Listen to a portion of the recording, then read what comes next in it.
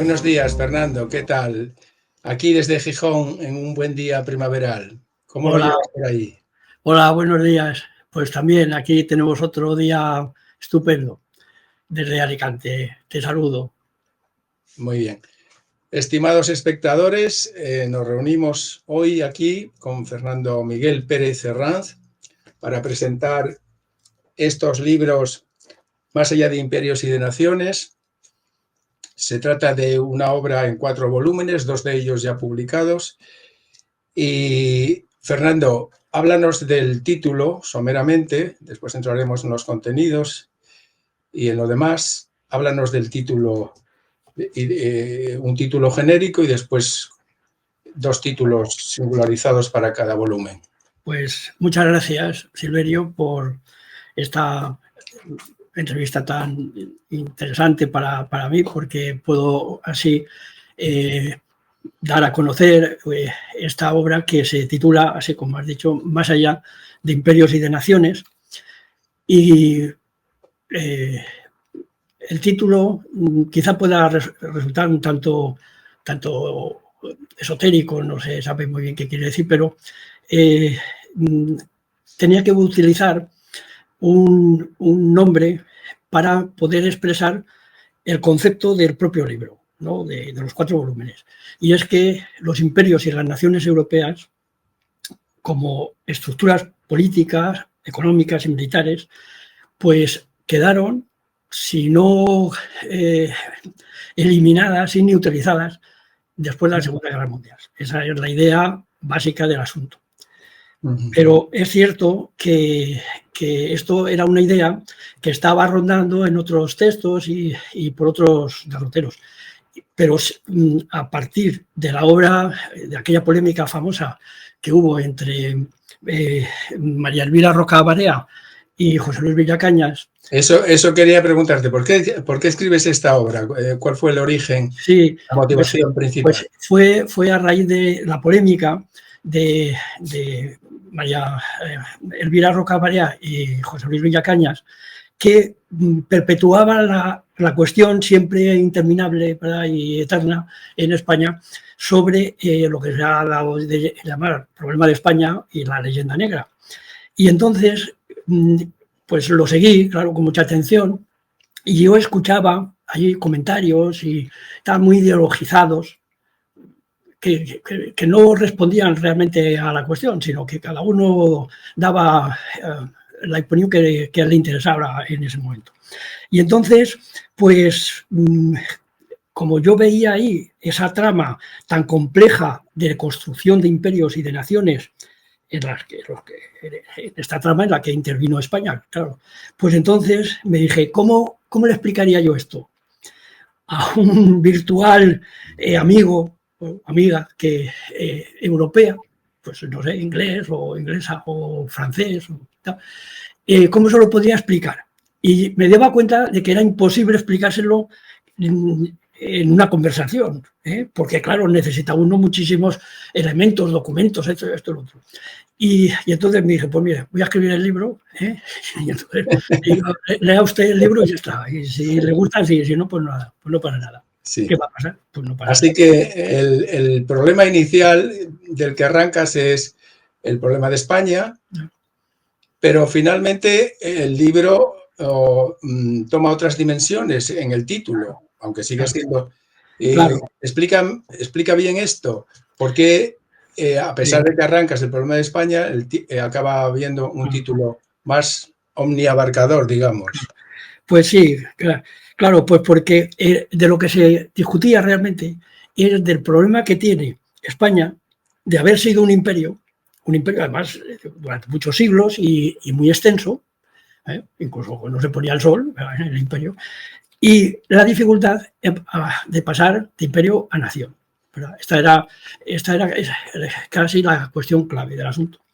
Y entonces, en el título quería indicar eso precisamente, más allá de imperios y de naciones, de manera distributiva, indicando que los imperios y las naciones no forman un continuo conceptual, sino que son 2 conceptos completamente distintos, Entonces era más allá de imperios, es distributivo, y más allá de naciones, es distributivo. No atributivo en el que se hablara de los estados, principados, califatos, repúblicas, monarquías, no, sino que son dos conceptos, dos estructuras políticas y militares y económicas, claro, que tienen su propia particularidad, su propia singularidad.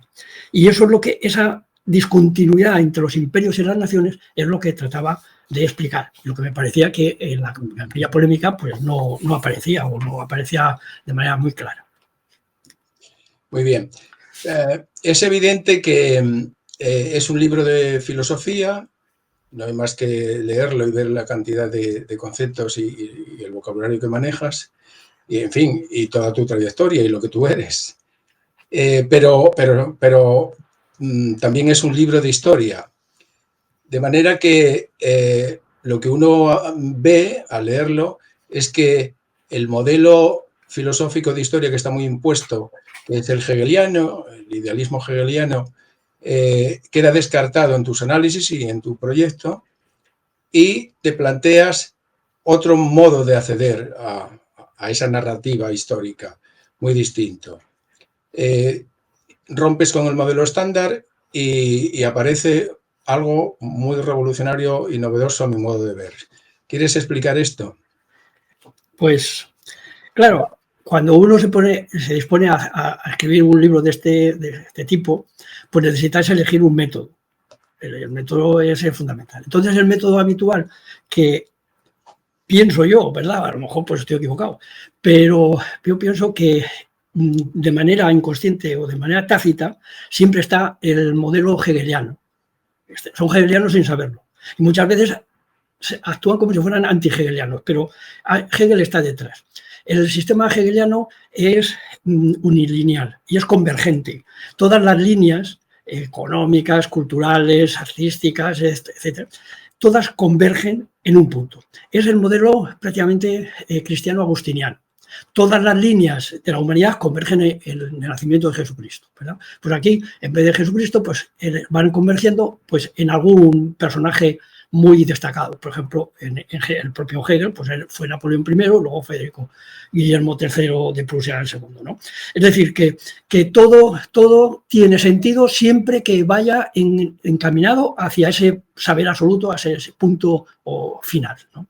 Entonces, eso cuando se dispone uno a estudiar pues las cosas que ocurren en el mundo, pues no tiene ni pie ni cabeza, no tiene sentido, porque hay muchísimos pueblos, hay muchísimas formas de Estado, hay muchísimas formas de resolver los problemas económicos, pues no lo mismo en África que en América, que en Asia, que en el Polo Norte. Claro, cada uno se tiene que ajustar de una manera distinta por necesidad.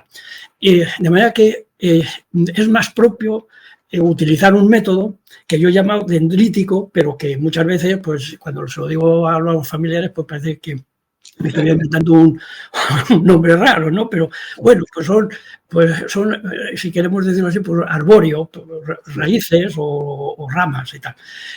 Claro, hay ramas en un árbol pues que se extinguen o que se secan y hay otras que no, otras que siguen, continúan, etc. Y ese sería el modelo que yo normalmente asocio a Juan Andrés, que es un ilustrado jesuita español expulso, y que, bueno, para mantener la seriedad germánica, pues sería más Weber, ¿no? Frente a Hegel en este sentido. Y entonces vemos cómo en Europa, desde el inicio, pues se van cruzando culturas y pueblos y formas de pensar distintas, religiones, creencias, etc.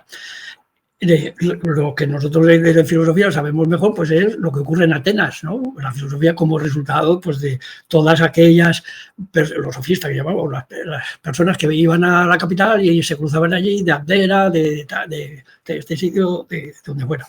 Y eso produjo la filosofía de alguna manera. Y luego hay otros cruces fundamentales también, por ejemplo, el que ocurre en Alejandría entre Filón, el mundo hebreo y el mundo griego, de donde sale Filón y San Pablo, por ejemplo. Pues todos estos cruces es lo que le da complejidad y dificultad, sin duda alguna, a las relaciones humanas. Y entonces descarto absolutamente, aquí hay que descartarlo absolutamente, el sistema hegeliano de que todo va al mismo sitio. Es el progreso, vamos todos al mismo lugar, ¿no? Y hay un texto que leí en una ocasión de Hans Joas, en un texto que voy a leer porque me parece que es fundamental.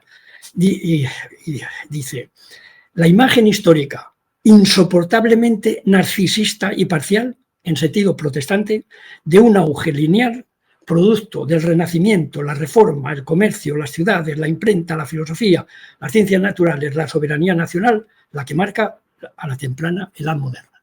Es decir, esto que es lo que explicamos normalmente en todos los ámbitos, filosófico, histórico, demás, como si hubiera una línea que fuera la perfecta y que todos los que no se acoplan a esa línea, pues entonces hay que descartarlo y ya no tiene ningún valor. Entonces, por eso el método aquí era fundamental.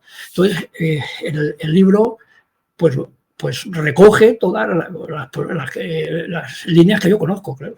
No voy a poner todas, porque no las conozco, pero las que yo conozco y desde las que puedo trabajar, pues las voy distinguiendo unas de otras, cuando se mezclan, cuando no se mezclan, etc. O sea que este es el método dendrítico. Queda claro, Fernando.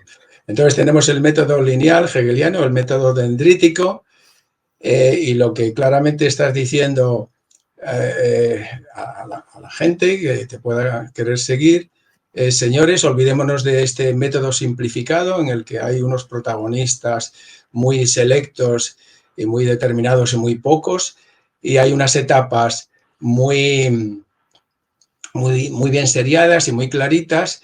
Olvidémonos de este método y vayamos a un método muchísimo más complejo, en el que hay que tener en cuenta que hay muchas bifurcaciones, muchas ramificaciones, las dendritas o lo arbóreo que decías, y aquí estamos. Entonces, en este contexto, quería ahora que profundizaras un poco en el juego que pasan a tener aquí los imperios y las naciones dentro de los estados en tu estudio y en tu análisis.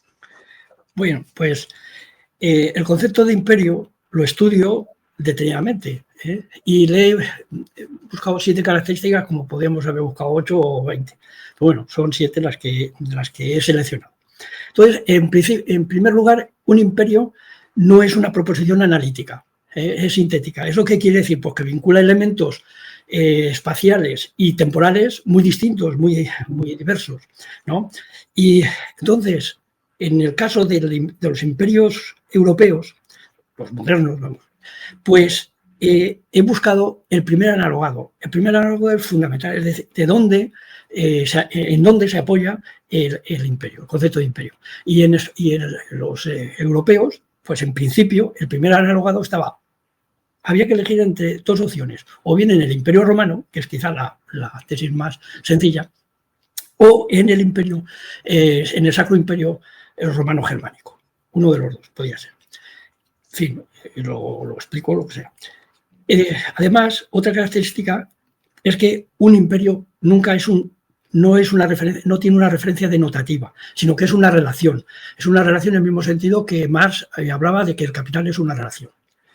El tercer elemento, tercera propiedad, sería que un imperio, o las relaciones imperiales, solamente se pueden hacer explícitas una vez que el imperio prácticamente ha desaparecido, es decir, a posteriori. No podemos decir, vamos a construir un imperio, sino que esto ha sido un imperio, no vamos a la guerra de los 30 años. ¿No? El imperio, decimos, ahora sí que sabemos que fue un imperio. El imperio romano, por ejemplo, pues se sabe cuándo termina, pero no cuándo empieza. La cuarta característica es la utilización de un parámetro político, que he estudiado por un poco lo que se suele estudiar en estos casos: la monarquía compuesta, las constituciones mixtas. Hay otro parámetro también muy importante, que es, y además fundamental, que es la capacidad técnico-científica de aquellos grupos que se ponen en marcha hacia el imperio, ¿no? Y pues si no hay ciencia, no tenemos barcos, no tenemos capacidad de orientarnos por el mar, etc., pues el imperio no tiene sentido. Y la sexta característica es quizá la que tiene más relevancia ideológica. Y es que un imperio siempre, por definir, porque si no, no sería un imperio, obliga a transformar la vida de los pueblos o de las comunidades o naciones o lo que sea, que quedan dentro de su influencia. Esta es la cuestión, claro, ideológica, moral, lo que quieras. Y siempre aparecerán las dos caras, la cara bondadosa del imperio o la cara perversa del imperio. Y entonces, pues esto es lo que en gran medida estaba detrás de la polémica de Villacañas y Rocabaria. Y luego, la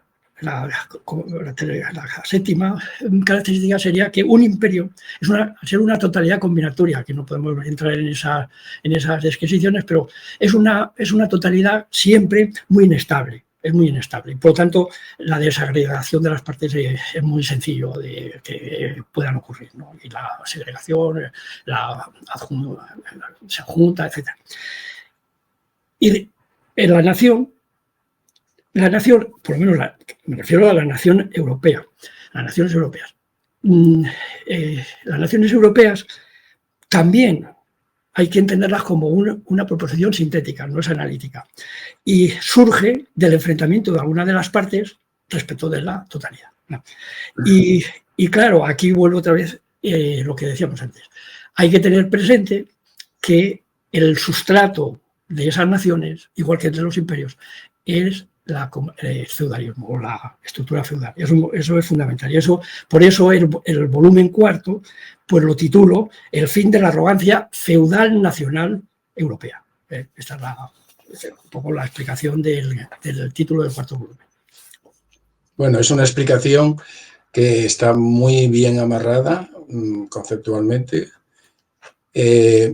yo la entiendo como que el imperio abarca tiempos y espacios diferentes, pone en relación partes heterogéneas, es transformador de la vida de los pueblos para bien y para mal, que decía sobre el matiz más ideológico, se van generando sobre la marcha y de manera dispersa, y es muy inestable. Las naciones que tienen también, en buena medida, según te he entendido, estas características, pero no es en la misma proporción, y están ligadas a una estructura feudal o bien se generan por oposición al poder imperial. Todo esto tú lo has dicho con una limpieza técnica conceptual que es la que hay que tener en cuenta para verlo claramente, lo que entiendes por imperio y por naciones. Muy bien. Entonces, yo quería proseguir en el análisis. Hay un solapamiento muy curioso entre los imperios y las naciones, y llegas a hablar incluso de naciones-imperio. ¿Cómo ha de entenderse esto, Fernando? Bueno, aquí, antes de contestar la pregunta que me haces, que ya está dentro de la singularidad histórica, quiero hacer una referencia que antes hablábamos del método, de la metodología que utilizo para poder entender estos fenómenos. Y por eso el primer volumen lleva el título de Rutas, Fronteras y Complejidad. Entonces, esto lo llamo hipercategorías. Las hipercategorías quedarían en un estadio intermedio entre las categorías estándar de la historia, las categorías pues, que son el Estado, la guerra, la moneda, la inflación, etcétera, que son cuestiones que estudia la historia positiva, podríamos decir. Y tampoco tiene que ver con las grandes ideas filosóficas, que si el destino, ¿verdad? Que si el mesianismo, que si el progreso, que si la decadencia, tal.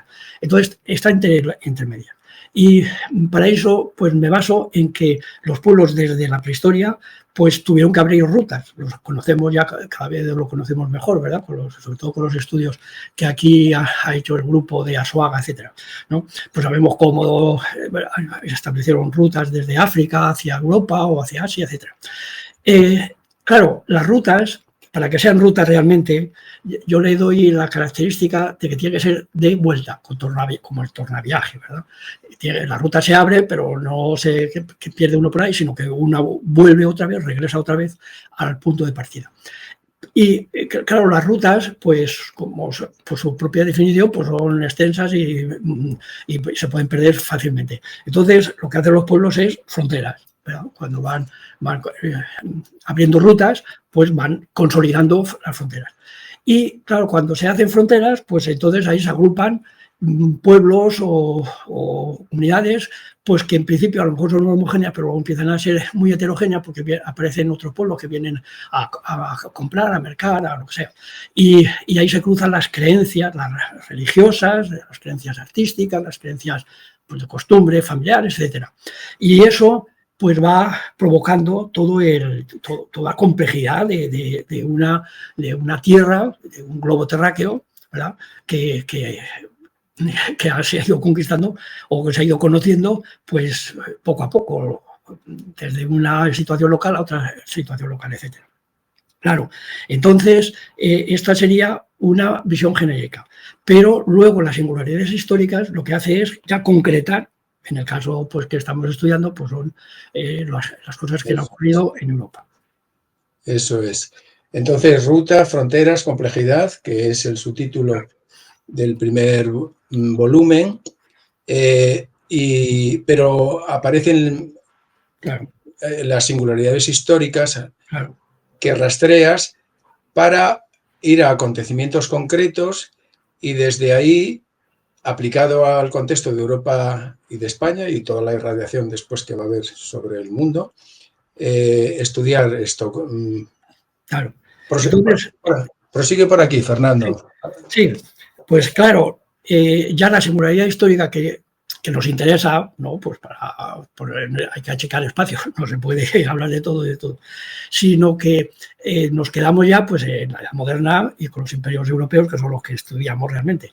Entonces, esa complejidad produce una singularidad histórica de repercusión tremenda, ¿no? Porque vivimos todavía de esas luchas, o quizá pues hasta la Segunda Guerra Mundial por lo menos, como veremos luego, entre lo que podemos llamar los reformados y los contrarreformados, por hablar en general, ¿no? Porque eso hay que atinar más, pero sí.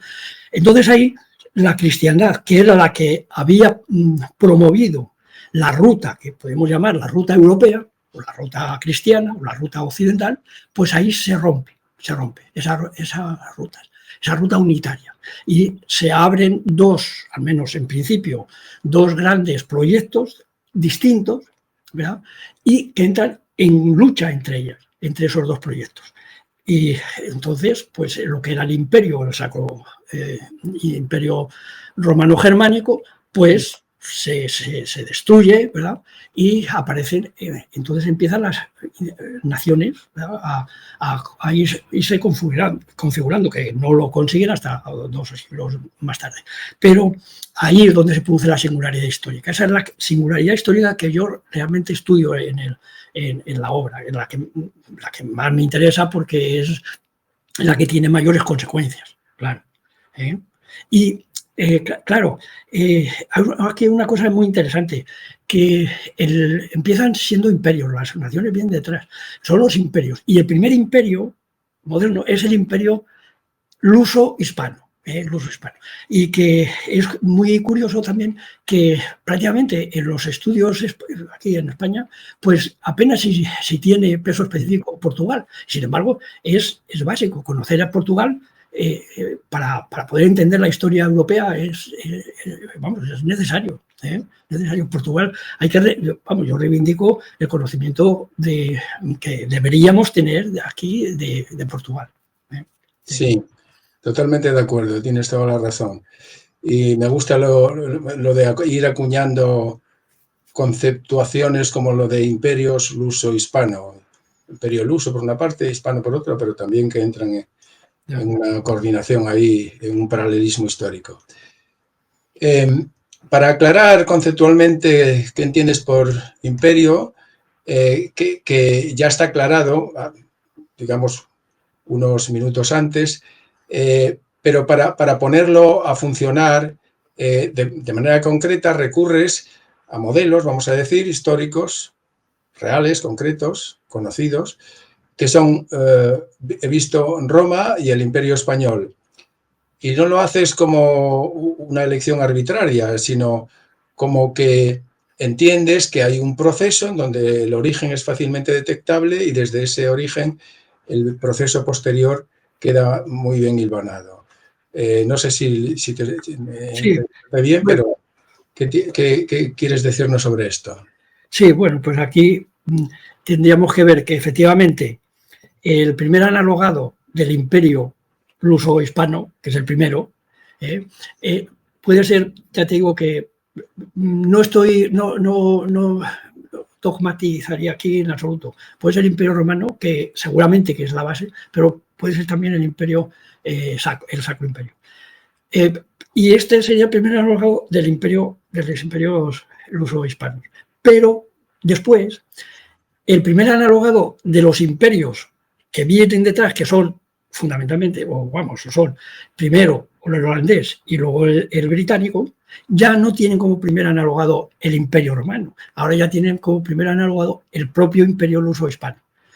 Y eso es muy interesante, porque eso permite entender cómo el imperio, sobre todo el imperio británico, que es el que mejor se ha estudiado y el que, claro, tiene también más historia, pues ha seguido desde el principio, ha seguido los pasos españoles o hispanos para entender cuál era el mecanismo de la conquista y de la colonización. Y entonces ha visto, efectivamente, lo han analizado, hay muchos conocidos del canciller Francis Bacon y demás, que seguían las operaciones que hacían los españoles para no caer en los mismos errores, naturalmente. Trataban de entender el asunto y salir de ahí. Y claro, después Alemania era lo mismo. Alemania ya en el siglo XIX, porque esto ya se sale de los imperios que miran hacia América, pero hace también lo mismo. Tiene presente el imperio británico. O sea que los imperios van observándose los unos a los otros a medida que van discurriendo en el tiempo. Sí. Muy bien. Entonces, estamos en un momento de estudio sobre Europa con X número de países que se van a ir constituyendo en imperios, Portugal, España y los demás que van a venir después. Y es este conjunto, en cuanto enfrentado, el que imposibilita la unidad europea. Sí, Sí. claro, porque eso es muy interesante. Porque decimos, ¿y cómo realizamos la Unión Europea? ¿Verdad? Que llevamos pues desde muchos años tratando de tener un concepto, a ver cómo se resuelve esta cuestión. Claro, y lo interesante aquí es que, por una parte, hay una divergencia local totalmente de los imperios. Cada imperio va por su camino. Cada uno tiene sus intereses, que son intereses de las burguesías o de las aristocracias, etc. Pero por otra parte, claro, el fin sigue siendo el fin que se había iniciado con el papado, ¿verdad? La primera cruzada, que luego hablaremos de ello. Y el fin es el fin cristiano, aquello de id y predicad el evangelio a todas las gentes. Romper los estados o los poderes locales, ¿no? Y abrirse a toda la tierra, a todo el grupo. Entonces, la operación se realiza, el fin de la operación se realiza recubriendo a toda la tierra, pero se hace por intereses locales, ¿verdad? Y esto es otra de las grandes sorpresas, cuando lo investigas y eso se sale de los caminos trillados que nos enseñan en la escuela, ¿verdad? O sea que divergencia, ¿verdad? Pero unidad. Entonces esto podría ser la paradoja de Europa y por eso la dificultad de la unión. Sí, o sea que vemos ahí aparecer con mucha rapidez hasta 5 imperios, tras el luso y el español, que hacen que Europa quede muy confrontada, muy enfrentada, imperios que son paralelos y sucesivos, pero este enfrentamiento interior de Europa, para ver si te he entendido bien, al ejercitarse sobre un territorio exterior es capaz de globalizarlo en tanto que lo convierte en colonias, territorio colonizado. Es decir, que será una especie de paradoja. Europa lo que está haciendo es una pelea brutal por repartirse ese territorio, pero funciona como una unidad sui generis en cuanto que ha colonizado el mundo. Y esto es lo que he visto que estudias y he visto que influye en el modo como queda la periodización histórica. Insistes mucho en cambiar de criterio y en no atenerte al criterio estándar. ¿Qué nos puedes decir de esto? Claro, claro. Es que se puede decir que todo el ensayo es una crítica a la periodización clásica de la historia, ¿verdad? Es una periodización que no tiene sentido histórico. Lo siento, pero no, es que no tiene sentido. Claro, podrás decir, bueno, una butada tuya y tal. Pues no, porque aquí coincido nada más y nada menos que con Oswald Spengler, que, en fin, pues tampoco era un señor que pasaba por allí, y que calificó, y no en una carta por ahí escrita a su tía o su abuela, no, en La decadencia de Occidente, ahí calificó de mezquino y falto de sentido el esquema edad antigua, edad media, edad moderna. Lo dice, él es mezquino y no tiene sentido. Es que no tiene sentido, porque claro, el truco del historicista, el truco de los historicistas europeos es buscar una singularidad histórica que sea de su pueblo, ¿no? De su ciudad o de donde sea. Entonces dice, todos los sucesos, todos los acontecimientos históricos están en función de mi pueblo. No voy a decir cuál, para que no haya polémicas accidentales ahora.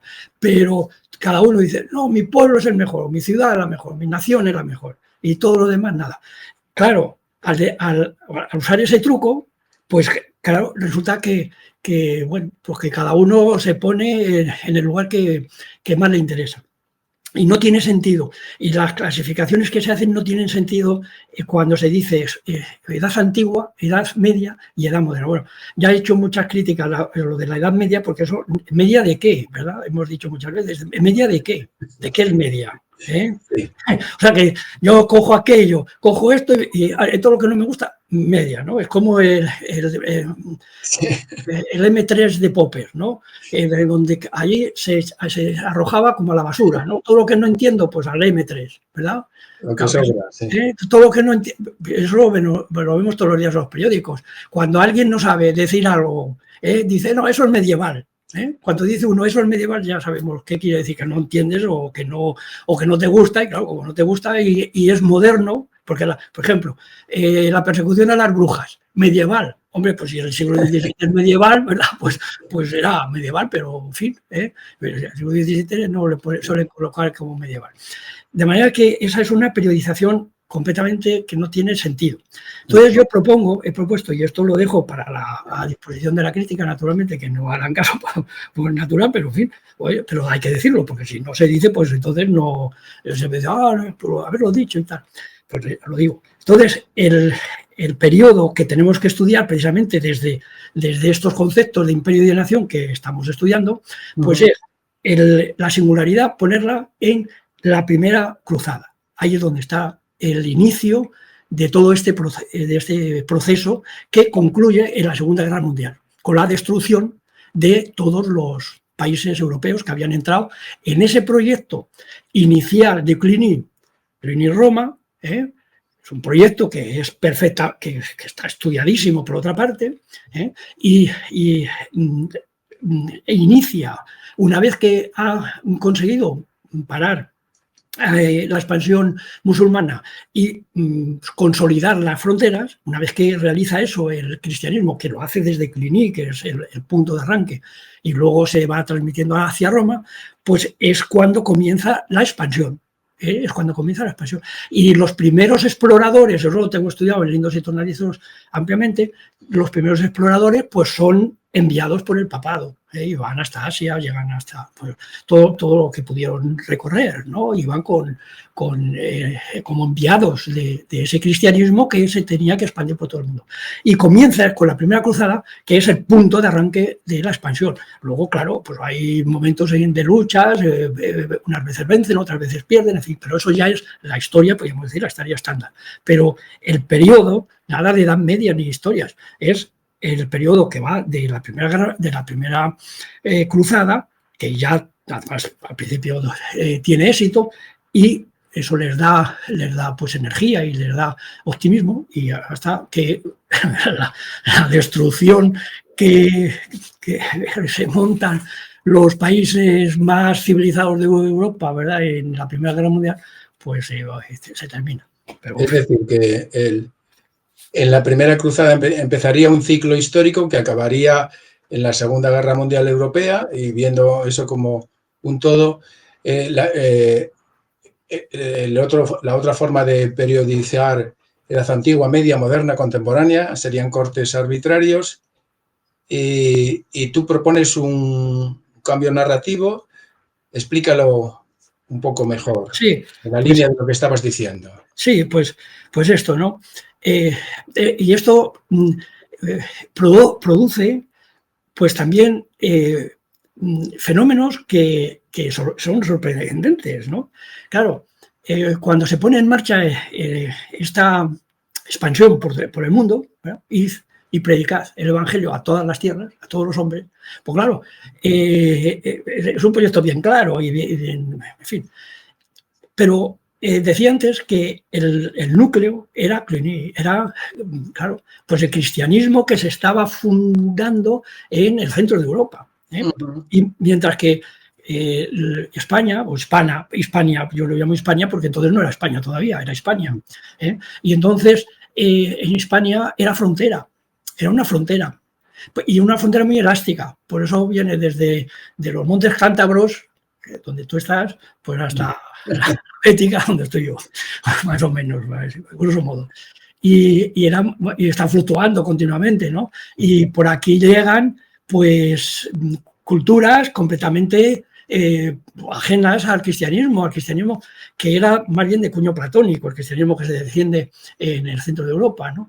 Y aquí entra el pensamiento hebreo, el pensamiento islámico o musulmán, depende cómo queramos destacar alguna propiedad u otra, y se forma un pensamiento completamente curioso, original, distinto, que todavía nos está alimentando. Que esto lo estudio en otros momentos, sobre todo en Lindos y Tornadizos, pues ahí lo muestro de manera más detallada, ¿no? Entonces, hay un choque entre la frontera y el centro, naturalmente que sí. Y entonces, en Europa, eso lo veremos en el tercer volumen, pues se desprecia a España porque era tierra, no vamos a decir las palabras porque ahora, como no se puede decir prácticamente nada, me irrita a cualquier oído, pero era despreciado, ¿no?, por las gentes, las gentuzas, podríamos decir, que habitaban Hispania. De manera que claro, nadie podía pensar en Europa, digamos, la Europa que se cree Europa, ¿verdad?, sin tener en cuenta la frontera. No podían pensar que España en un momento determinado, por razones que fueron accidentales, completamente coyunturales, en gran medida seguramente fue la peste de 1348-50, ¿no?, la que son las guerras entre Francia y Inglaterra. Y de manera que de forma completamente accidental, por los intereses que hubo, que en fin están muy bien estudiados por muchos historiadores, claro, pues se convirtió en cabecera del imperio. Eso es una cosa verdaderamente sorprendente, que España, que era, pues no tenía, ¿verdad?, en principio no tenía por qué ser la cabecera, pues fue cabecera. Y además que en ese momento con una fuerza enorme que les costó a los ingleses o a los franceses, bueno, a los franceses 2 siglos por lo menos, a los ingleses 1 y a los holandeses menos, porque estaban junto con los españoles y conocían bien las reglas del mar y las reglas de la guerra, etc. Que España se convirtió de repente en centro, que no le correspondía en ese sentido, pues tiene razón Villacaña, no estaba destinado para ello, ni mucho menos, claro, no estaba destinado, es un momento de locura, podemos decir, entre comillas, y resultó eso que realmente España se convirtió en el centro del imperio. Sí. Y este proyecto unitario de la cristiandad se dividió en diversos imperios y tú lo analizas con una singularidad determinada y que no es homologable a otros imperios distintos de los que se conformaron en Europa. Claro. Es que continúa el análisis por aquí, que es muy interesante. Es que, claro, eso se puede ver. Cuando estudiamos los imperios pues, tradicionales, el imperio iraní, el imperio persa, el macedónico, etc., pues todos son unitarios. Son imperios chinos, los zares, esos son imperios que tienen una capital, tienen un centro, tienen un emperador, o que se llame, Basileus, etc. Entonces, claro, Rusia, por ejemplo, o el imperio de los zares, la cantidad de metros cuadrados que tiene, sin embargo, pues la capital es Moscú y se ha terminado.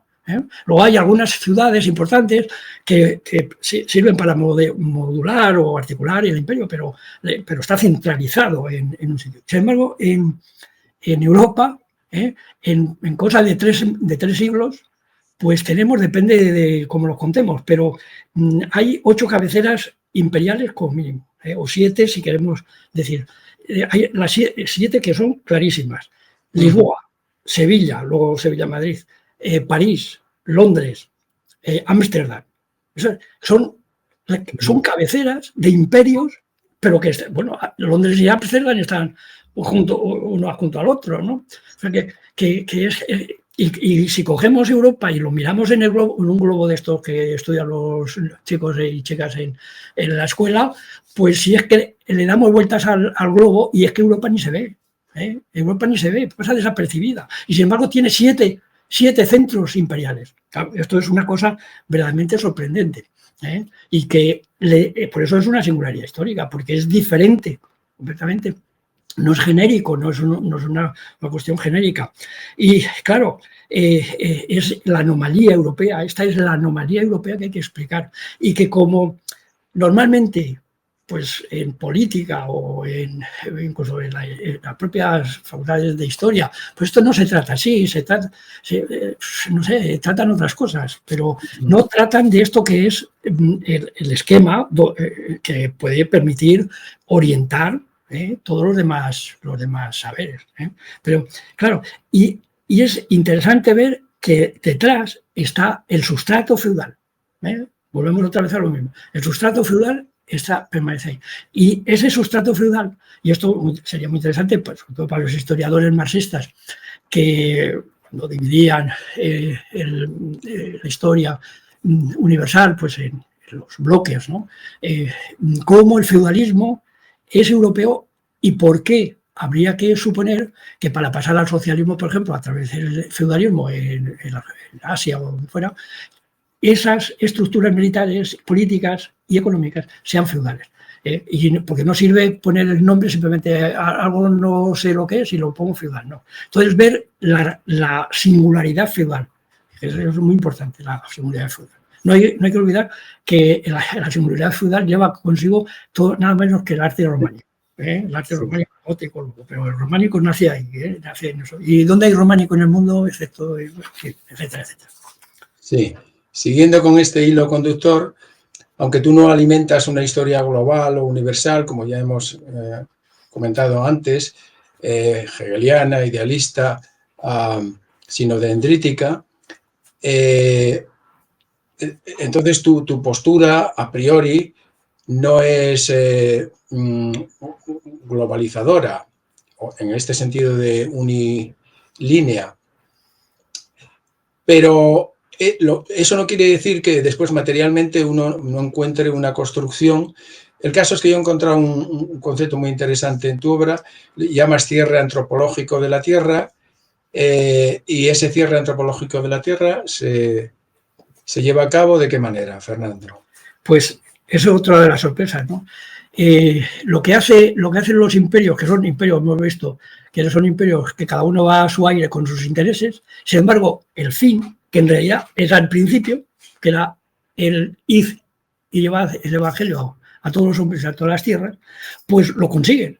Esto es una operación que hicieron los europeos, para bien, para mal, para regular, para lo que sea, pero lo hicieron. Y realizan en el siglo XIX prácticamente ya, por eso se puede llamar ya Primera Guerra Mundial, porque ya el mundo estaba unificado, precisamente porque habían explorado, todavía no se conocía todo, pero el 90% o quizá el 80% de todas las tierras ya se conocían. Y eso lo llamaba el cierre antropológico de la Tierra, porque lo que hace, un poco siguiendo aquí conceptos gnoseológicos, pues lo que hace es que todos los pueblos, todos los estados, todas las comunidades humanas, pues se encuentran. Y eso fue así, es que eso es un hecho, no es que sea un desideratum, ¿no? Y fue un hecho. Y entonces todos los seres humanos de la Tierra, todos los seres terráqueos, pues sabíamos ya, o supieron en su momento, que existían otros seres iguales que ellos, otra morfología y tal, pero que eran también seres humanos, que tenían las mismas estructuras mentales y familiares, etcétera, y en toda la Tierra. Por eso lo he llamado cierre antropológico de la Tierra, porque a partir de ahí pues ya no tenemos que suponer, como San Agustín, si todos los hombres somos iguales o tenemos la misma estructura, ¿no? Ya sabemos que la tenemos, porque nos hemos encontrado, nos hemos conocido. Y eso lo hacen los europeos, y no lo hicieron los chinos, que a lo mejor podían haberlo hecho, porque los chinos tenían mucha más tecnología marítima que nosotros, pero parece ser que la dinastía Ming, famosa dinastía Ming, pues al gran almirante, no me acuerdo ahora cómo se llama, o algo así, pues que ya estaba en las costas etíopes, es Etiopía ahora, pues le mandaron volver otra vez. En fin, no sabe muy bien por qué. Quizá porque China era más frontera que ruta. Pero no lo hicieron. Tampoco lo hicieron pues, las culturas o las civilizaciones fuertes americanas, ¿no? Podrían haber sido los mexicas o los incas, tampoco. Podrían haber sido pues, otros, pero no fueron. O rusos o quien fuera, pues no fueron los europeos, y entonces son los que llevaron ese cierre y por lo tanto llevaron la cultura, sus formas de expresión, sus formas de organización política, etc. Sí, entonces sí, Europa constituye un centro y una línea, a pesar de que las hemos negado, pero una línea, porque de hecho la configuración de esta, digamos, conquista de la Tierra se ejerce desde ahí, de hecho, como un hecho. A algunos ha llevado a reflexionar y a darle a esto un carácter etnicista y buscar superiores de razas, o culturalista, buscando modelos culturales superiores por esencia. Sin embargo, no es este el enfoque que tú sigues, sino que estás en otras coordenadas. Sí. Y entonces, pero Europa, entonces, ¿cómo consiguió esta virtualidad? Pues aquí, simple, una frase. Eso no es mía, es de Jack Goody, que tiene unos textos muy interesantes. Jack Goody dice que fue una causalidad geográfica. Geográfica. Ajá. Una causalidad geográfica. Así. Muy bien. Entonces estamos con el primer periodo, con el arranque en la primera cruzada de este periodo que en el fondo que es al que tú dedicas estos 2 volúmenes intensamente. Si nos situamos hacia el final, hay un punto de inflexión muy importante al que vuelves y en el que insistes mucho, que es la Conferencia de Berlín de 1884, en donde se produce también algo muy llamativo, la llamada rebatiña de África. ¿Cómo utilizas tú esto? Pues aquí sale un poco más el filósofo que el historiador. Entonces, los historiadores clásicos, los positivistas, la academia clásica, pues no suele tener presente esta cuestión. Y es que el sujeto que nosotros estudiamos, el sujeto moderno, que le asociamos siempre pues, a Descartes, y luego pues llega a su culmen con Kant, ¿no? Pues ese sujeto kantiano, y por la vía protestante, podríamos decir, o más europea, centro, y también por la vía de la contrarreforma o del catolicismo, que sería, podríamos simbolizarlo en Francisco de Vitoria, pues el sujeto, tanto de una vía como de la de otra, lo que yo, en fin, quizá demasiado dramáticamente digo que han fracasado. Fracasa porque no son capaces, ese sujeto que se ha construido y que tiene mucha fuerza, porque ¿quién no apela a Kant, ¿no? Lo vemos hasta los periodistas, que Kant y tal. Y sin embargo, ese sujeto, que es el que nosotros estamos explicando en clase, estamos explicando en clase eso. Claro, los alumnos, me imagino, las alumnas no entenderán ni pío, porque no se ajusta en absoluto a la vida en la que vivimos. Entonces, ese sujeto no fue capaz de parar, de frenar la barbarie que se cometió en la Primera Guerra Mundial, que es verdaderamente la tremenda, porque luego la segunda fue más o menos un corolario. Pero la primera, que es la verdaderamente terrible, la que murieron millones de personas en las trincheras, que sin sentido alguno, porque eso no se puede hacer la guerra así, eso es una barbarie. Los que 3 ataques al día en una trinchera, unos contra otros, eso es que es una perversión de tal envergadura que, ¿verdad? En Somme murieron el primer día casi 20.000 chicos en la primera hora. O sea, ¿pero qué es esto, no? Entonces, eso tan terrible que ocurrió en la Primera Guerra Mundial, pues no fue fue mundial porque se había construido ya el cierre antropológico de la Tierra, pero fue una lucha entre los tres imperios europeos, Inglaterra, Alemania y Francia, ¿no? Entonces, yo creo que esto es, algo tremendo y de lo que es muy difícil que se pueda superar de una manera, porque claro,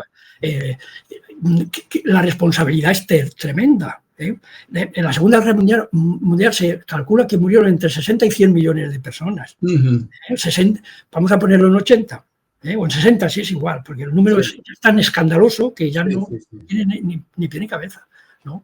Entonces, ahí, y esto Hannah Arendt lo llamaba en inglés Scramble, que lo podemos traducir por rebatiña, ¿no? Por la rebatiña de África. Se repartieron África y ya la dejaron pues, como está ahora, con unas fronteras que no tienen ni pie ni cabeza ni nada, por los meridianos, los paralelos, y el primero que llegaba se quedaba con los territorios. En fin, un desastre de mucho calibre. Y eso, claro, hay que asimilarlo, eso no... Porque si pasamos por ahí diciendo, no, es que los europeos, los malos eran los españoles, pero nosotros somos los buenos y tal, en fin, pues seguir en la misma historia. Sí, he seguido tu análisis muy interesante. La rebatiña de África en la conferencia de Berlín de 1884 por parte de los imperios europeos, con la que tú explicas precisamente desde esa rebatiña llegas a la conclusión de la Primera Guerra Mundial. La Primera Guerra Mundial, más que como se nos explica en los libros de texto, habría que enlazarla a esto. Y el caso es que detrás de la Primera Guerra Mundial viene la Segunda, y tú haces un tratamiento muy en la línea que vemos en Adorno, en Horkheimer, de que aquí será un gran fracaso de Europa, la Europa moderna, ilustrada, que era el modelo a seguir. Resulta que cae en este gran vicio histórico, por no llamarlo de otra manera, y haces un análisis muy interesante. ¿Qué nos puedes contar de esto? Sí, pues claro, pero en una guerra como aquella, en la que se destruyó todas las raíces humanísticas y todo esto que nos parece tan maravilloso, ilustradas, las raíces ilustradas, pues ¿qué ocurrió? Pues que provocó una desestructuración tal del mundo que hoy estamos pagando esto, lo estamos pagando, ¿eh? Y lo estamos viendo. Los conflictos de Oriente Medio empiezan ahí, o siguen ahí. Son problemas muy complejos, porque no se pueden simplificar naturalmente, pero en la Primera Guerra Mundial es lo que desestructura todo el sistema, porque han entrado los franceses, los ingleses, si coges un mapa, vemos que África está dividida en tres franjas verticales. Entonces, por una entran los franceses, por otra entran los ingleses y por otra los alemanes. Y claro, lo que llamamos Oriente Medio, se llama Oriente Medio, Egipto, toda esa zona, Palestina, etcétera, pues queda ahí un conflicto tremendo, porque los unos tratan de defender sus intereses, pero contra los intereses de los otros, y utilizaban las estrategias más tremendas. De manera que ahí es cuando comienza todo lo que hoy estamos viviendo, pues con un sufrimiento tremendo, por lo menos los que tenemos ese amor, porque por otras razones, a la literatura, al arte, tanto hebrea como musulmana y cristiana, porque las tres religiones pues son nuestro sustrato en gran medida, mucho más que el feudal. El sustrato nuestro es el sustrato de nuestra cultura. En Lindos y Tornacidos he tratado de mostrar cómo la literatura, en gran medida, la literatura española, pues surge de ahí, surge de ese rechazo y al no tener capacidad de desviar todo ese problema por el cauce político, pues todo lo hicieron por el cauce escritural y pues empezaron a escribir todos sus problemas. Por eso la novela, por eso Don Quijote, es la novela fundamental. No es que sea una novela, es que es la salida de la prohibición de la lectura de la Biblia, etc. Entonces, claro, hoy el corazón se nos parte, porque es un conflicto de nuestras propias raíces. Y eso me parece fundamental, porque además nosotros en España tenemos una posibilidad que los filósofos o los profesores de filosofía no aprovechamos, porque seguimos en nuestras clases que si Descartes, que si Kant, que si Hegel, que si tal y que si cual, y no, nosotros tenemos que explicar las tres raíces que están aquí, y tenemos tres filósofos que son, uno de ellos no, pero los otros dos son hispanos, que son Averroes, pues Santo Tomás, que es y bueno, el otro que se me ha olvidado, y el judío, en fin, bueno, se me ha ido el santo al cielo, pero son los tres grandes filósofos que están ahí, Maimónides, Averroes y Santo Tomás, que forman la tríada que a nosotros nos educa de manera inconsciente. Inconscientemente estamos en ese ámbito. Efectivamente, los hay que quieren descartar a Averroes, otros que quieren descartar a Maimónides y quedarse solo con Santo Tomás, o hay otros que quieren eliminar a Santo Tomás, quedarse solo con Maimónides y tal.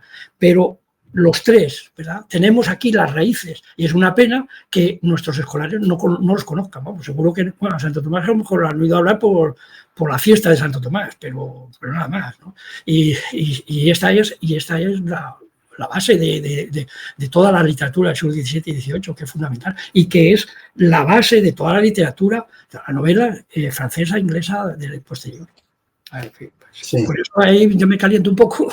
Sí, no, y además esa perspectiva que tú sigues nos hace entender muy bien, por ejemplo, el conflicto que estamos viviendo hoy mismo y en este año y en lo que queda, desgraciadamente, entre Palestina e Israel, que hay que entenderlo en este contexto. No creo que por ahí van tus análisis.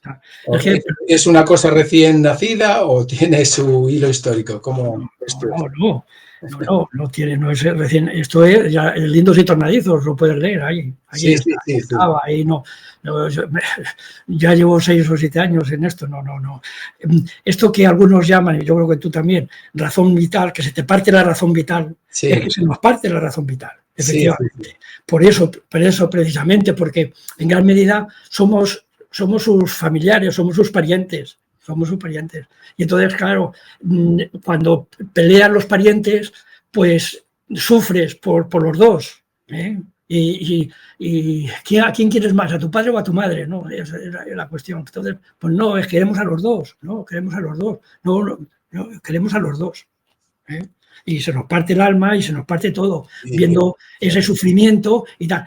Y sabiendo que todo esto procede de una mala política, de una mala solución a una guerra brutal que fue la Primera Guerra Mundial. Sí, no, y se nos parte incluso retrocediendo más atrás, aunque no hubiera todos esos puntos de unión que mantenemos históricamente y esa proximidad, digamos, ese estar como en familia, pero retrocediendo a lo más original por pura humanidad. O sea, es que cualquier ser humano ante estas catástrofes que estamos contemplando, viendo. Bien, entonces, junto a este análisis que haces de la centralidad de Europa, y España y Europa ya no se pueden desunir históricamente, España forma parte de Europa integralmente, sin ninguna duda. El caso es que en tus análisis España ocupa también un lugar central porque primero ha sido modelo imperial para el resto de imperios y por su carácter de frontera, que lo estudias también muy bien, que es una de tus hipercategorías. ¿Qué nos puedes contar sobre este lugar central que ocupa España? ¿Cómo lo analizas? Pues yo creo que más o menos lo que acabo de decir, ¿no? España ocupa un lugar pues dentro de la expansión imperial de todo europeo, pues ocupa un lugar que fue inicial, ¿no? con los portugueses. Pero claro, lo que más nos interesa hoy es esto que he dicho, ¿no? de los lindos y tornadizos que son el sustrato nuestro, el sustrato de la cultura española. Y efectivamente, pues si pudiéramos estudiarlos a todos estos personajes tan maravillosos, por otra parte, ¿no? Porque era la sabiduría de la época. Le falta Newton, pero todo lo demás está el ser humano está ahí en los textos sufíes, en los textos, el collar de la paloma, tantos textos maravillosos, ¿no? Era Ben Pace. Entonces, yo creo que ahí podríamos dar como una especie de modelo, es decir, podemos convivir y podemos, porque se ha realizado históricamente, podemos convivir y podemos realimentanos. Yo creo que esta es la gran apuesta de España en esto. No dividirse más de lo que ya está la cosa, ¿no? Sino ver cómo se puede, y teniendo herramientas, ¿no? Para hacerlo. Entonces, yo creo que España, que fue por un imperio más en ese sentido, pues ahora tiene, por su situación de frontera, tiene una potencia, una capacidad histórica para hacer que se vea que efectivamente que todas esas raíces son tan humanísticas como las de Petrarca, y que nos sirven para poder orientar, orientar nuestra cabeza, que es que estáis resolviendo el mundo. No, estamos organizando nuestra cabeza porque si no organiza nuestra cabeza, pues entonces pues, todo es un caos, ¿no? Y que fuera un caos no pasa nada, pero luego viene la destrucción, la muerte, etcétera. Sí, pues es verdad. Me estoy acordando de este libro, Lindos y Tornadizos, una de tus grandes maravillas que has escrito, y ahí pones de relieve unos análisis muy interesantes porque recuerdas que España tiene digamos, un hábito cultural, sociológico, una relación humana de siglos, de un mestizaje que no tienen otras sociedades europeas y que nosotros deberíamos tirar de esos hilos. Esa convivencia entre lindos y tornadizos, así es el título de la obra, y que después también en Más allá de imperios y de naciones parece que vas a tratarlo a fondo, a recuperarlo y quizás con nuevos desarrollos, sin duda. Bien, entonces, volviendo al tema de la España, también con su papel determinado dentro de Europa, importante durante unos siglos, y lo sigue siendo, como el de otras naciones, porque aquí no estamos a repartirnos quién es más guapo que otros. Podríamos empezar a poner punto final a este análisis de contenidos, pero antes de pasar brevemente a ver también las herramientas filosóficas que utilizas, ¿quieres decir algo más que se nos haya podido quedar en el tintero y que tú quieras ahora resaltar ante el público general? Pues hay una cosa que normalmente ya al final del segundo volumen pues ya uno ya no se acuerda, pero pues, al final. Pero hay un estudio de más de 100 páginas, yo creo, por ahí habrá, o 100 y pico páginas, sobre, si empezamos por la leyenda negra, pues terminamos por la historia negra de Europa. Y historia negra, Europa negra, no es un título que tampoco me haya inventado, es el título de un libro de un historiador británico que se llama Mark Mathover, que estudia pues, las barbaries de la Segunda Guerra Mundial y que yo creo que es importante también se conozca, ¿no? Porque da la sensación muchas veces de que España, con la leyenda negra y todas estas historias, pues fue malísima y todo. Pero es que Europa no es que fuera igual, es que iban utilizando la violencia que les permitía la tecnología de su época. Y entonces en estas páginas voy exponiendo las barbaries que cometieron, ¿verdad? Que se cometieron por unos y por otros, por ingleses, por franceses, luego también los soviéticos, etc.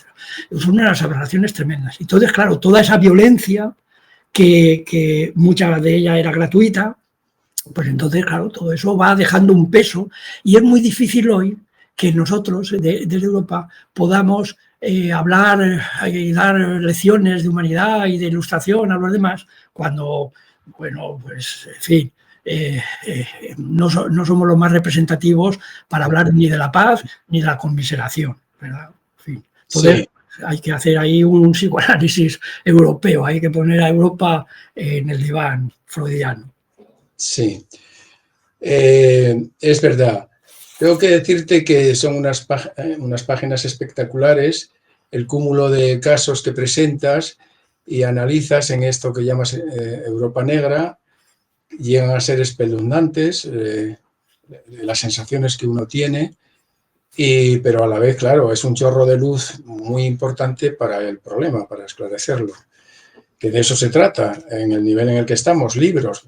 Primero empecemos por conocer lo que realmente pasó y qué es eso que llamamos la realidad histórica o social. Vamos ahora a cambiar de capítulo, digamos, y pasar de los contenidos históricos a ver la metodología que utilizas filosófica, el modelo que sigues. Estás con una ontología muy diferente o diferente de otros modelos y mantienes una filosofía en ese sentido que llamas morfologismo filosófico, que echas mano continuamente de ese instrumental. ¿Puedes aclararnos un poco esto? Pues resumiendo, para no liarnos mucho.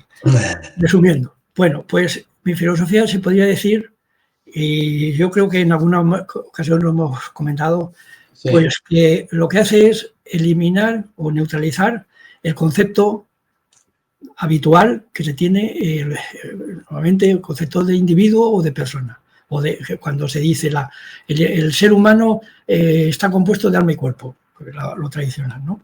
Entonces, yo hago una revisión a ese concepto y el ser humano lo defino a raíz de dos grandes teorías que son las que están funcionando casi siempre, que es reducir al ser humano, reducirlo a naturaleza. El hombre es un ADN, es como un animal, tiene costumbres, etc. O reducirlo a cultura. El hombre nace con una tabula rasa y entonces pues tiene que aprender tal y cual.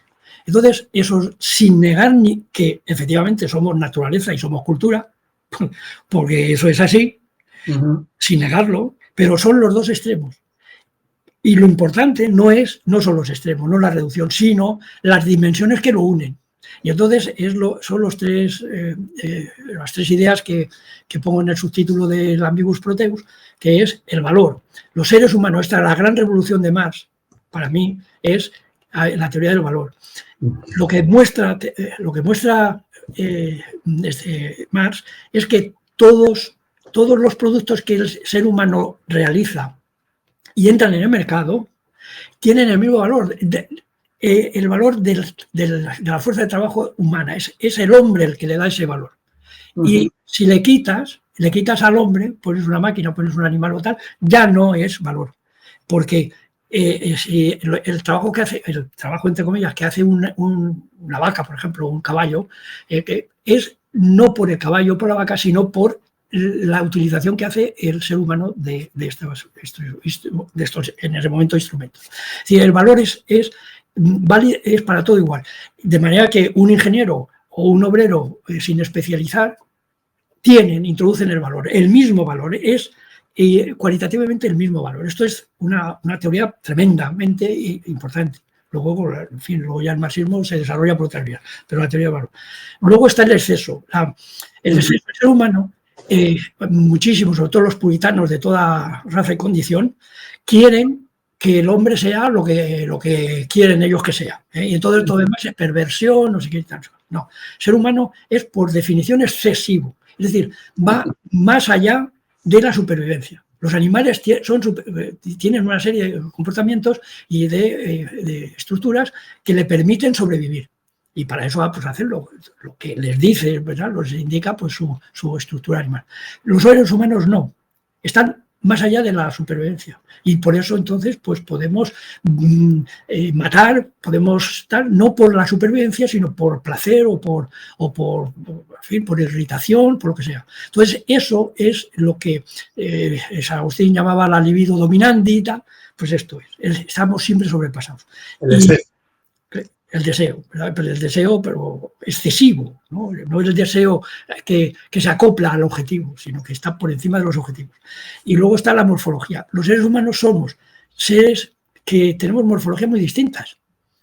Tenemos muy distintas, que por eso hay los problemas que si la raza, que si la etnia, que si esto, que si lo otro. Viene de que tenemos morfologías distintas. Y entonces somos seres híbridos. No somos seres puros. Lo que hace el nazismo, por ejemplo, lo que hacía pues era buscar la sangre y suelo, el puro, el hombre puro. Incluso también pues en el mundo hispano, pues el cristiano viejo también era el puro y despreciaba a los que tenían otra sangre, etcétera, etcétera. Así que esas tres dimensiones nos hacen unos seres muy complejos. Por lo tanto, no se puede hacer que el hombre sea lo que una ideología, un partido político, una religión quiera, porque nos estamos desbordando continuamente. Por eso los griegos, que lo entendían todo muy bien, casi todas las cosas, menos la mecánica cuántica, sabían de todo, pues lo que decían que la política era el arte de la prudencia, el del equilibrio. Hay que buscar el equilibrio. Aristóteles, la virtud está en el término medio, tal, buscando, no es que fueran cobardes, es que se temía lo peor del ser humano, que era lo que podía en un momento dado pues destruir toda la sociedad, la polis. Sí. Entonces, en tu morfologismo filosófico, el hombre es un animal que aporta el valor del trabajo, y no es ontológicamente un noble o un esclavo, por ejemplo, sino que hay que definirlo a través del valor. Es un ser humano excesivo, porque puede convertirse en un santo o en un demonio, como has dicho, y conlleva unas relaciones humanas entre morfologías, de ahí, híbridas, no puras, morfologías diferentes y en disputa. Ese es el panorama en el que te sitúas y que descubres. Es toda una revolución respecto a otro tipo de definiciones, de aproximaciones al ser humano. Somos cuerpo y alma, o somos lo que ideológicamente nos representamos y creemos ser. Es muy interesante este corte y esta profundidad en la que entras con tu enfoque. Me gustaría, Fernando, ya casi entrando en los últimos minutos de esta charla, que dijeras algo sobre los autores que más te han influido a ti. Bueno, pues yo creo que tengo que hacer la referencia al Congreso de Murcia de 2003, donde hubo una crisis de la filosofía de Gustavo Bueno. Y, en fin, a partir de ahí pues tuve que ir construyéndome yo mi propia filosofía, porque, en fin, ya no me confiaba, no me fiaba de ese bagaje que Gustavo Bueno pues nos había enseñado. Y en fin, pues Gustavo Bueno ha sido una de mis referencias. Yo fui a Oviedo precisamente buscando, no, a Gijón. El primer congreso de metodología de la ciencia fue en Gijón, precisamente. Y allí fui buscando exactamente, pues, sobre todo la teoría del cierre categorial, que a mí eso me fascinaba y me sigue fascinando, porque yo no conozco ninguna teoría de la ciencia que sea de la calidad que tiene la teoría del cierre categorial, ¿no? Y, en fin, pues claro, yo le debo pues mucho a Gustavo Bueno, naturalmente que sí, no lo niego, pero te digo que a partir del 2003 pues yo ya abandoné un poco ya esa ontología y ya me busqué yo otra manera de pensar el mundo, de donde saldrá tanto Lito Nadizo como Amigos Proteus. Y otro, bueno, y también le debo a Gustavo Bueno en un libro muy interesante, era de los primeros que escribió sobre las categorías económicas, y ahí es donde conocí al Marx de la teoría del valor, porque Marx se estudiaba de otras maneras. O sea que Marx sí que lo conozco a través de Gustavo Bueno. Y luego, pues, en los últimos años, pues he tenido más contacto con Ricardo Sánchez Ortiz de Urbina, que me ha permitido entrar mejor en la fenomenología para llegar a esto del exceso. El exceso, yo iba por el camino de Freud, naturalmente, pero cuando me encontré con Urbina, entendí que la fenomenología tenía mucho que darnos, que ofrecernos, que enseñarnos. Y también, pues, en gran medida, la teoría del exceso está inspirada en Urbina. Y luego, pues, naturalmente también René Thom, que ha sido mi maestro tanto en la antropología como en matemáticas, como en ontología, y al que le debo pues también pues su generosidad.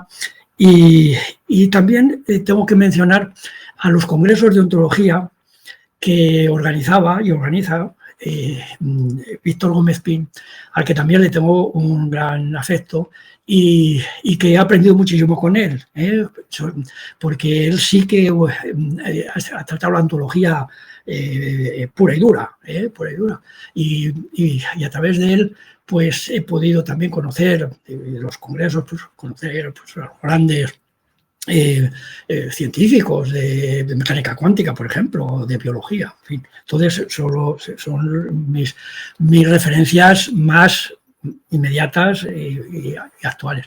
Y luego, desde el punto de vista de la historia de la filosofía, pues claro, naturalmente Platón y Aristóteles están detrás, porque no es posible hacer filosofía si no estás con los maestros, con los que inventaron la filosofía. Pero vamos, mi filósofo de cabecera, por así decir, que tengo al lado de la mesa, pues es Baruch Spinoza. Bien, podríamos seguir hablando de otros temas, pero ya el cómputo del tiempo empieza a ser, ya empieza a tener cierto peso. Excesivo. Sí, eso es mejor. Lo dejamos quizá para algo que se pueda escribir y que se pueda consultar de algunos análisis interesantes, porque hay algunas ideas que merece la pena, porque son muy tuyas y conviene saber cómo las utilizas. Pero lo voy a dejar por ahora, por lo que te digo. Queda ahora entonces despedirnos y invitar a los estimados espectadores, invitar a la lectura de estas obras, de estos volúmenes y de los 2 que van a seguir. Pero yo quiero despedirme y despedirme diciendo mi valoración concreta sobre tu obra y sobre lo que estás haciendo. Porque hay que tener en cuenta que no solo esta obra ya por sí misma tiene un valor, cualquiera que sea la primera que lee, pues va a descubrir aquí unos análisis de un nivel muy profundo y de una extensión y de una complejidad y de una aportación de novedades y de puntos revolucionarios. Sino que hay que saber quién eres, claro, y no eres para mí eres un filósofo español de primerísima línea, sin ninguna duda. No hay más que ir a las obras, a tus obras y lo que significan y lo que contienen, el Ambiguus Proteus, el 4 cuadros y 4 contrastes en torno a la cuestión vasca. Y digo que eres un autor de primerísima línea, pero además en algunos puntos yo no encuentro a alguien que te iguale, sinceramente. En concreto, en lo bien que has cuajado y que has conseguido conceptualizar el nacionalismo a través de un modelo aplicado, pero también ahora, con Más allá de imperios y de naciones, es difícil encontrar a alguien que lo esté logrando tanto como tú. Y en dónde buscar a alguien que esté a tu altura sobre la filosofía hispana. De los siglos se dice 15, 16, 17, sobre todo, sí, pero es mucho más, porque yo recorro siglos atrás contigo y veo ahí unos estudios de una extensión y de una intención muy grande, y después lo continúas después del siglo XVII también, en la Ilustración. Has llevado a cabo trabajos muy importantes. Así que esta es mi visión de ti y me gustaría que el espectador y quien se asome a esta última obra tuya, la más reciente, sepa con quién nos la sabemos. Y en este sentido, pues yo, Fernando, estoy muy contento de estar hoy aquí contigo y lo que te quiero transmitir es las gracias por tu excepcional trabajo. Te paso a ti la última palabra para que te despidas y digas lo que tengas que decir. Pues nada, muchas gracias, porque ¿qué voy a decir? ¿No? A lo mejor se nota que me he ruborizado. Pues muchas gracias. Quiero recordar a Román García, a Carlos Penalba y a todo el equipo de Icasía que ha hecho posible la entrevista. Y claro, de manera especial, pues te doy las gracias a ti, Silverio. Tú siempre has sido muy sensible, yo siempre te he conocido así, muy sensible a las cuestiones filosóficas, ¿no? Porque eres un verdadero filósofos, un verdadero amante de la sabiduría. Pero además es que en ti se ajustan las palabras de la ética nicómaca, de la ética de Aristóteles, cuando decía que no estamos examinando qué es la virtud por saberlo, sino para ser buenos. Y tú eres bueno. Ojalá, Fernando. Un abrazo.